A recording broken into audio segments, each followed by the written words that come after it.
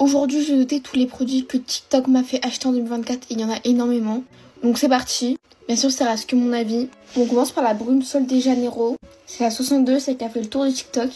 Je sais pas si on voit, mais j'ai rajouté des paillettes. Honnêtement, elles sont super bonnes, même si elle est un peu chère, je trouve. Mais elles sont super bonnes. Mais je trouve qu'elle a été trop surcotée comparée aux autres de la marque. Personnellement, je les ai presque toutes eues, toutes senties les Sol de Janeiro. Et c'est vraiment pas la meilleure. Mais franchement, pour l'été, c'est un must-have. La fameuse marque Bayoma, c'est la brume qui a fait le tour de TikTok. C'est une brume rafraîchissante, hydratante pour le visage. Franchement, elle est incroyable, elle coûte pas cher, foncée. Et j'ai vu des résultats. La crème Drunk Elephant, c'est la Lala Retro. À chaque fois que je l'utilise en vidéo, on me dit mais pour quelle ride? En fait, c'est une crème, c'est la violette.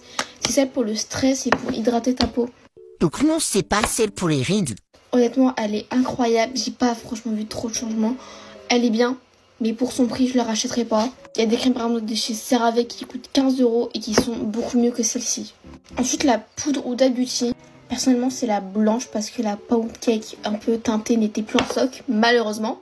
Franchement, meilleure poudre ever, pas de traces, ça file pas dans les plis. Elle floute ton make-up, ça tient toute la journée.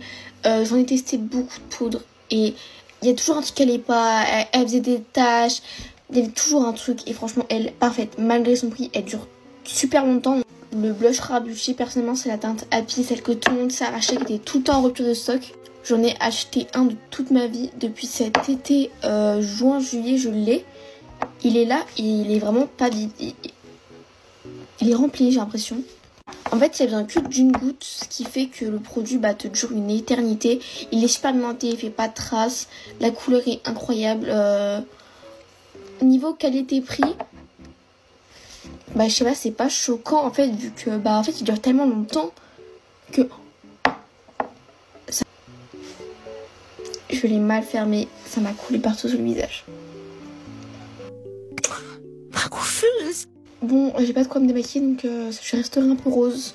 Mais bref, foncez, surtout cette teinte, la teinte parfaite. Dernier produit, vous me direz si vous voudrez une partie 2. C'est le Flawless Filter de chez Charlotte Tilbury. Il coûte je sais plus combien, vers les 40 €. Déjà le pot, il est super grand.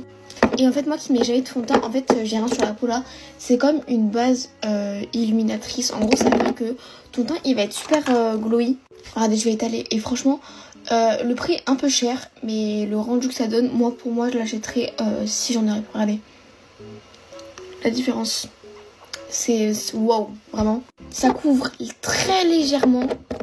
C'est pas un fond de teint, mais ça couvre très légèrement. Et je le mets tout le temps. Et franchement... c'est mon bébé chou. Si vous êtes full face, n'achetez pas ça, ça vous servira à rien.